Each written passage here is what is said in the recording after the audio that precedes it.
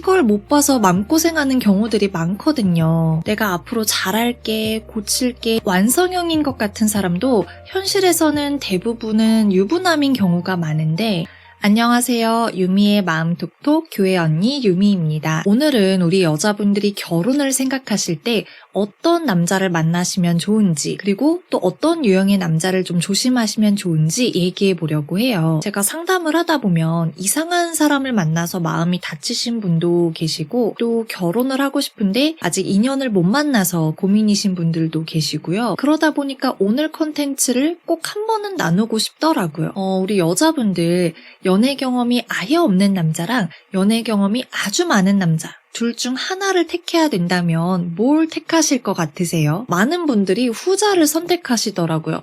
왜냐면 뭔가 내가 도와주고 챙겨줘야 되는 남자보다 능숙하고 센스 있고 말도 잘하고 이런 남자가 더 편하고 매력적이거든요. 이거는 자연스러운 심리인 것 같아요. 근데 능숙함 자체가 문제인 건 아닌데 그 능숙함 뒤에 있는 마음의 방향성을 꼭 보셔야 됩니다. 이걸 못 봐서 마음고생하는 경우들이 많거든요. 경험이 많은 남자는 그만큼 여자의 마음을 잘 알고 센스가 있겠죠. 근데 어떤 사람은 이 능숙함을 상대방과의 관계의 발전을 위해서 쓰겠지만, 어떤 사람은 이 능숙함을 관계를 통제하는 데 쓰기도 해요. 그러니까 노련함이 오히려 안 좋은 방향으로 사용이 되는 거죠. 정말 나쁜 경우에는 여자를 자기 뜻대로 휘두르고 조종하고, 특히 결혼하면 책임을 회피하거나 요령을 피우면서 살 가능성이 좀 있는 것 같아요. 예를 들면 책임이 필요한 상황이 왔을 때 배우자를 말로 구워 삼는 거죠. 자기는 이런 거 잘하잖아. 난 이런 거 못해.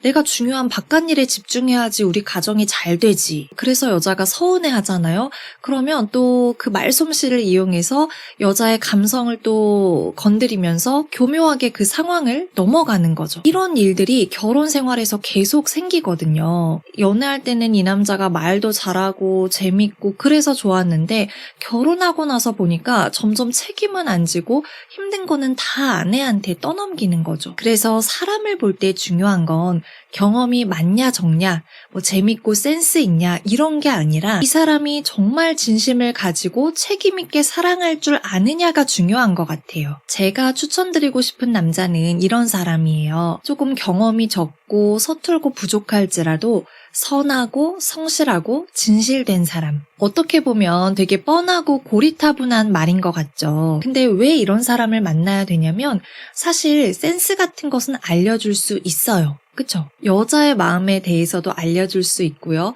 패션 스타일 같은 것도 내가 마음에 안 들면 충분히 도와줄 수 있어요. 이런 것들은 얼마든지 더 나아질 수 있는 부분이거든요. 하지만 진심은 가르쳐줄 수 없더라고요. 진심이나 선함은 억지로 심을 수 있는 게 아니더라고요. 인생 전체를 통해서 만들어진 인격은 바꿀 수가 없는 거죠. 그래서 외적인 거는 조금 서툴더라도 선하고 성실하고 배우려고 하는 의지가 있는 사람이 좋습니다. 물론 이것도 힘들죠. 손이 많이 가잖아요. 근데 아무리 그래도 이쪽이 훨씬 덜 힘들고요. 그리고 장기적으로 봤을 때 결혼 생활이 훨씬 더 평안하고 행복하다라고 저는 자신할 수 있어요. 자, 만약에 단기적인 편함과 재미, 그리고 장기적인 안정과 행복, 둘 중 하나만 택해야 된다면 저는 당연히 후자라고 생각을 해요. 그래서 이 사람이 배울 의지가 있는지 아니면은 자기 방식만 고집하는지 이런 걸 보시면 좋겠고, 말을 잘하는지가 아니라 실제 행동과 삶을 보시면 좋겠습니다. 문제가 생겼거나 잘못을 했을 때 남 탓을 하면서 가르치려고 하는지, 아니면 솔직히 인정하고 개선하려고 하는지, 중요한 문제가 있을 때 회피하려고 하는지, 아니면 책임을 지려고 하는지, 내가 앞으로 잘할게, 고칠게 이런 말은 누구나 할 수 있죠. 이 사람의 삶에 진심을 가지고 노력하는 흔적이 있는가, 이걸 가장 중요하게 보시면 좋겠습니다. 자, 그러면 다 갖춘 사람을 만나면 되지 않을까요? 그쵸. 그러면 당연히 좋죠. 선하고 성실하고 진실되면서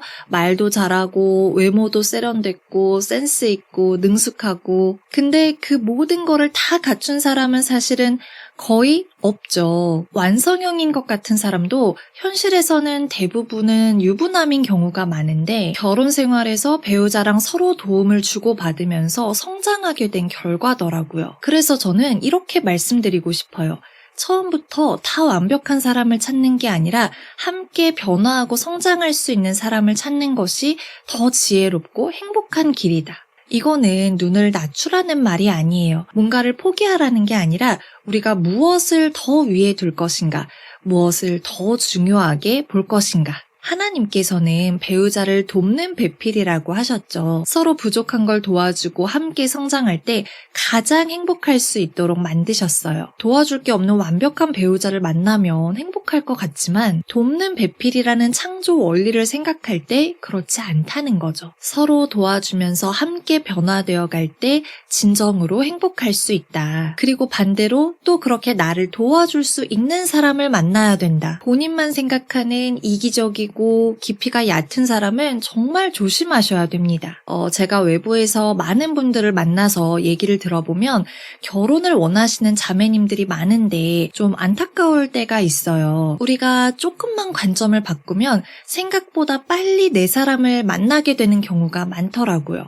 그렇다고 아무나 만나면 안 되겠지만 외적인 포장보다 내적인 가치와 진심을 볼 수 있을 때 더 좋은 인연을 만날 수 있게 되더라고요. 뭔가 다듬어지면 보석이 될 것 같은 원석 같은 사람, 아직 긁지 않은 복권 같은 사람, 그런 어떤 숨겨진 가치와 잠재력을 보시면 좋겠습니다. 그런 사람은요, 시간이 지날수록 빛이 나고 갈수록 여러분을 더 행복하게 해줄 거예요. 우리 자매님들은 정말 소중한 분들이죠. 그래서 정말 나를 귀하게 여겨줄 수 있는 그런 남자분을 만나시면 좋겠고요. 모두가 행복한 결혼의 길을 가시기를 응원합니다.